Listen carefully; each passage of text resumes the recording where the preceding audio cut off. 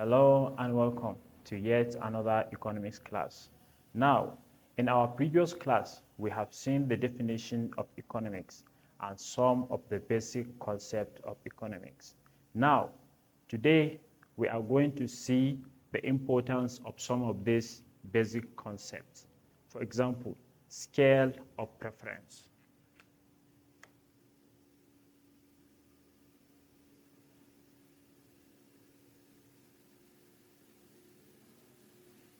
Before we see the importance of scale of preference, let me try to redefine it so that we can remember something about it. When we say scale of preference, we mean it is the arrangement of human needs or want in relation of their importance. Every individual person or a business has various needs or want. And among these needs, some of them are better than others in terms of their ability to satisfy the needs of the human being or the business. For example, a student that needs to buy a variety of wants or goods. Among the goods, there are some that are better than the others. So if the student engages in arranging his needs, usually in a tabular form, then we can say that that student engages in drawing what we call a scale of preference. For example, now, supposing that the student has these needs and he has to satisfy them. As we can see from the breakdown of the needs, we have exercise books costing 1,000 naira. We have pen costing 150. We have trouser costing 4,000. We have shirts, 3,000, sandals, 2,000, socks, 500, calculator at 500, pencil at 150, and bag at 1,000 naira. Now, what is in the pocket of the student? The student only has 7,000 naira.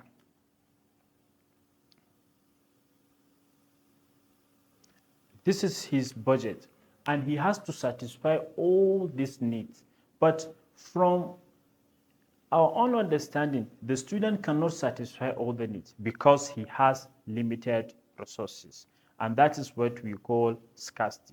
Now, what can he do to make sure that he makes the best use of his resources among the needs so that he ends up having satisfied the most pressing or the most important needs?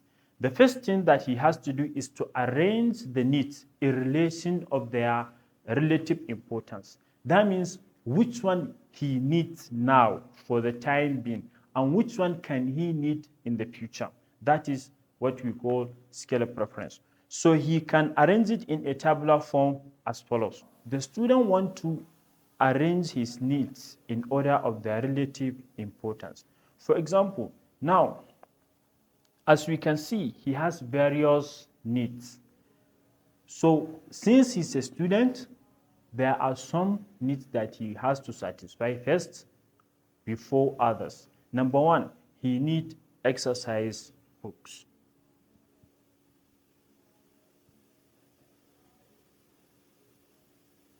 Exercise books, as you can see, will cost him 1,000 naira. Then followed by pen.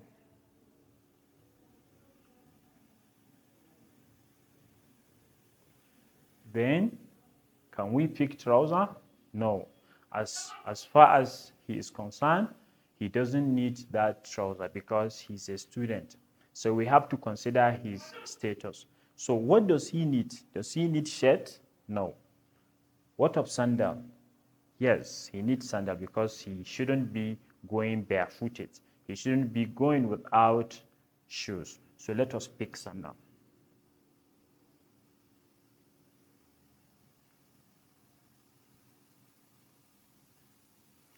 And we are mindful of his pocket because we say that he has only 7,000 naira. So we make sure that he doesn't choose the needs that are above his money. Now, he needs socks. So the socks will cost him 500 naira. Then he need pencil.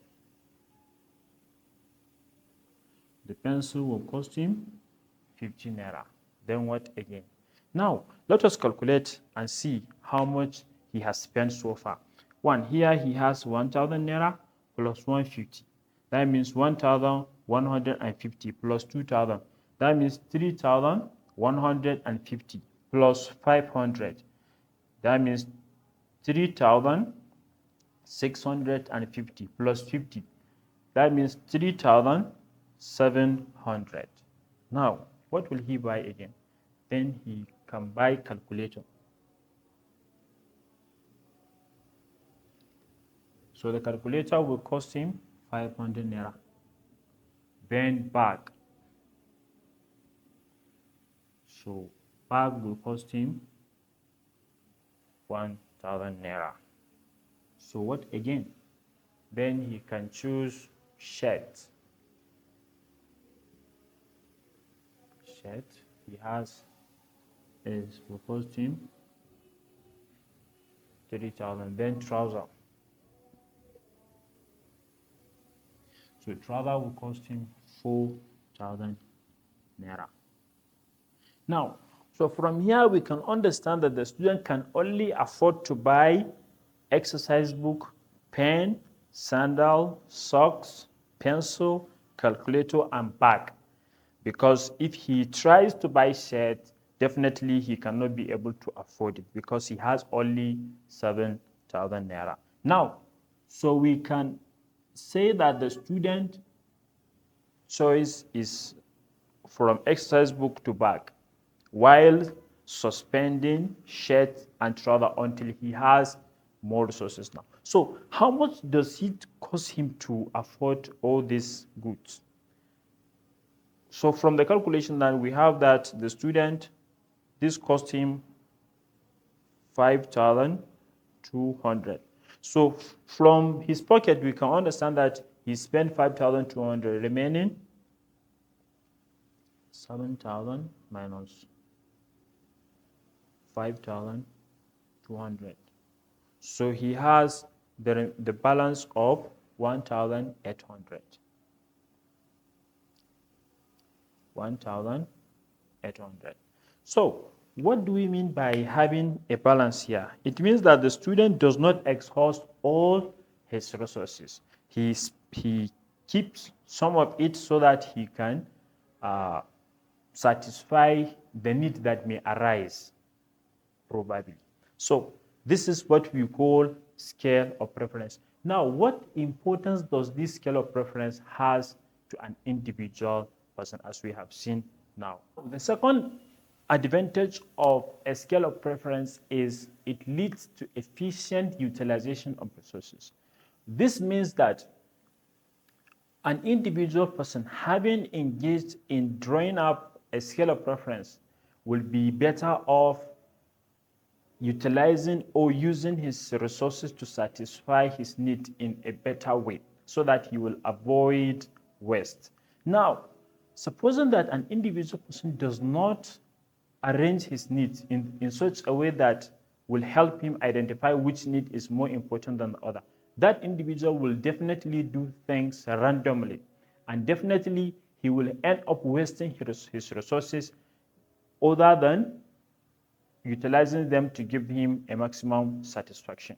So this is the meaning of this point. Now, another added advantage of a scale of preference is that an individual person can be able to have something that will keep reminding him of the goods that he leaves unsatisfied or his opportunity cost, so that whenever he has more resources, will be ready to satisfy this need. But if the person does not engage in arranging his needs, maybe he can even forget what need he has to satisfy when he has more resources. So he will end up spending his resources or using his resources in satisfying the needs that are not more important.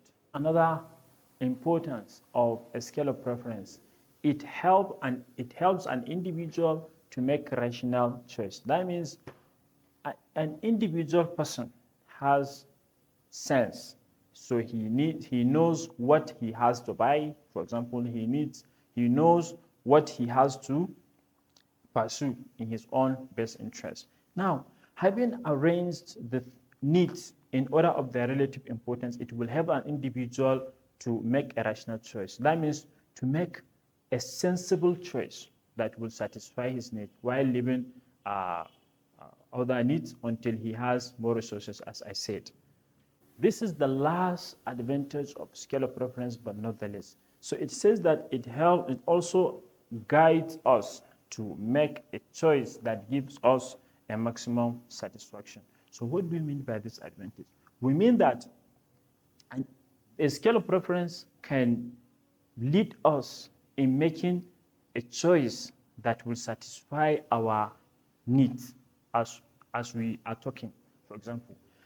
So as from the example I have given, the student has various needs. And from these various needs, he ends up making a choice that will give him maximum satisfaction from the needs. Now, if the student doesn't make that scalar preference, so definitely he knows that he has to satisfy his need, but he doesn't arrange them. He doesn't even think of them together, so it will not help the student. He may even end up forgetting some of the needs while satisfying some, and the needs will remain there until it is satisfied.